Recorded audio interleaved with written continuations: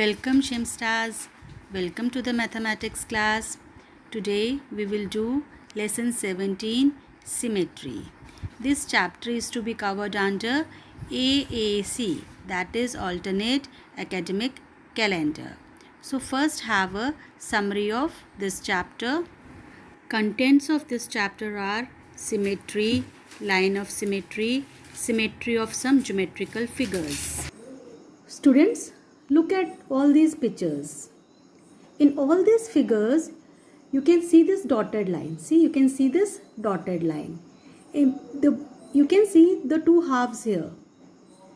In all these figures, both the halves are exactly the same along the dotted line. Such figures are called symmetrical figures. The dotted line is called the line of symmetry. See students, this dotted line you can see, this is known as the line of symmetry. Observe this butterfly. When it folds its wings, each part of one wing exactly fits on its corresponding part of the other wing. If we look at leaf, plant and animals, we find that they have symmetrical body parts or shapes. Even human face is symmetrical in shape. The architectural marvels like Taj Mahal, India Gate and various such buildings are beautiful because of their symmetry. See, you can see this. You can see this figure. You can see this. This is the line of symmetry. Now let us do an activity, students. First of all, take a plain white sheet. Put some ink or some colors on the one side. Fold it and press it. You can use different colors also. When you unfold it, you will get a symmetrical figure. See students, you can use different colors here, and when you unfold it, you will get a beautiful symmetrical figure.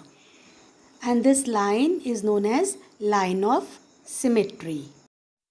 Students, you have to do this activity and paste it in your notebooks.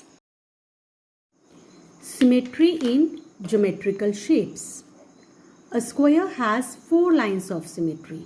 See students, this is a square and it has 4 lines of symmetry. 1, 2, 3 and 4. See students, you can take an example also. All of you can see this is a square paper, and if I fold it like this, you can see I can fold it like this. So I got this one line of symmetry. You can see both the parts are superimposing each other.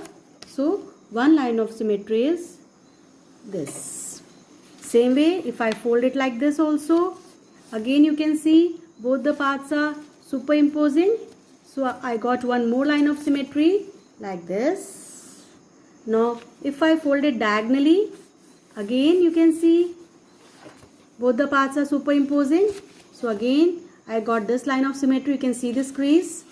And same ways, if I fold it like this, again I got one more line of symmetry. See, so now I can see the 4 lines of symmetry here. These are the 4 lines of symmetry. So a square has 4 lines of symmetry. Same ways, a triangle has only 2 lines of symmetry. If you try to fold it diagonally, you can see both the parts does not superimpose each other. Similarly, if you take an example of a circle has infinite lines of symmetry. You can fold it in any ways, it will always superimpose over one another. But student, English alphabet O, it is not circle, it is oval. So it has only 2 lines of symmetry. Now you will write English alphabets from A to Z. You will write all the English alphabets from A to Z, and then you will draw the lines of symmetry in that. Like first of all, you will write English alphabet A, and you can see it has 1 line of symmetry. Then you will write B, it also has 1 line of symmetry. Then C, it also has 1 line of symmetry. Then D, again it has 1 line of symmetry.